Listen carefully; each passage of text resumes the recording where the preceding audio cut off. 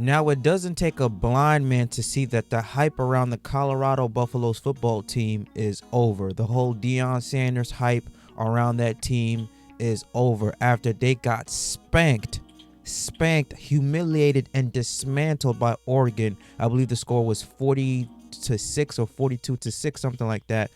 It has just been a downhill for this team. Okay, they are now 4-3, and after coming off another embarrassing, humiliating loss against Stanford, blowing a 29-0 lead.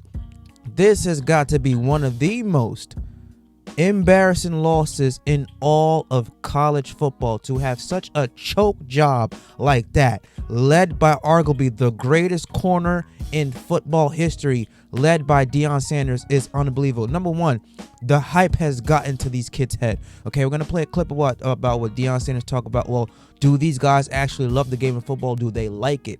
Deion said, I love the game of football. It got him out of poverty. It gave him many blessings, able to take care of himself, his family, his kids, and whatnot.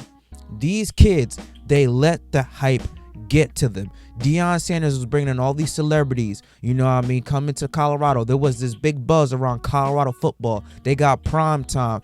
Travis Hunter, a potential Heisman candidate. His son Shador, another potential Heisman candidate who has star written all over him. They let the hype get into their head, and now we are seeing the true Colorado football team. This team is below average. They are not disciplined. Way too many penalties that are costing them games. Okay, we're gonna play a quick clip about what Deion Sanders had to say, pretty much reiterating: do the guys on the football team, do they love football or do they just like it? Let's take a look at what Prime had to say regarding the loss to Stanford. What I just said in the locker room to the team is they gotta make up in their mind: are they in love with this game or are they in like with it? Because when you love something, you give to it unconditionally. You give everything you got. Without a shadow of a doubt, I am truly 100% in love with this thing. And I just want people to match me.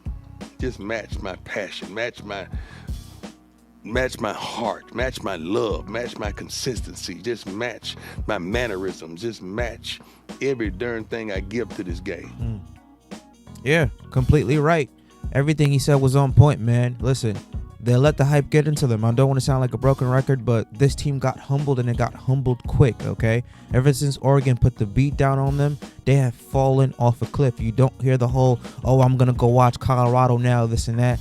Man, they're just seen as another average, regular football team. They're no longer ranked, and, this team got humbled, and it needs to have a little bit of a humble pod. So, hey, there's a lot more work that still needs to be done for this football team. Coach Prime knows. He even said it. We're about 7 to 8 guys away from being a true contender in the college football playoff rankings, okay? Shador Sanders, too. He has to take a lot of blame for this.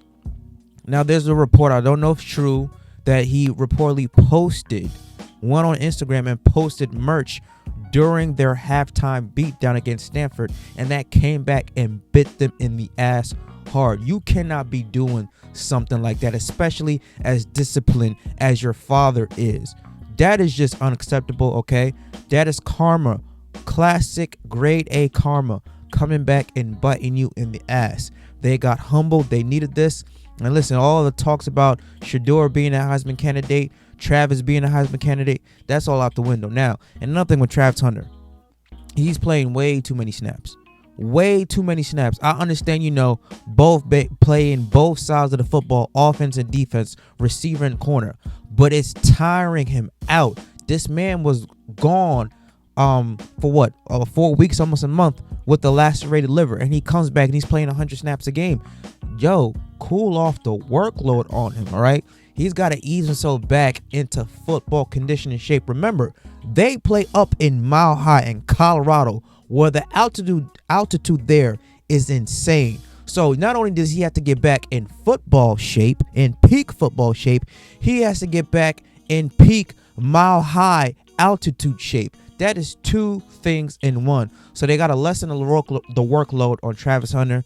This team has got to be more humble. They can't be all lackadaisical. They can't no longer let the hype get to their head. If I'm Deion Sanders, I stop bringing celebrities to Colorado football. I don't care if you already bought a ticket, we're going to refund you, because this team, having celebrities come, do pregame speeches in your locker room, being connected to the great Deion Sanders, his dad, that has to stop. You be like, this type of treatment is earned. I'm not just gonna give it to you because you're my son and I'm here. No, you gotta earn those type of things. Everything you do from here on out for the rest of the season has got to be earned. If I'm Deion Sanders, that's the message I sent to this team. They haven't earned a damn thing. You gotta earn all those perks back.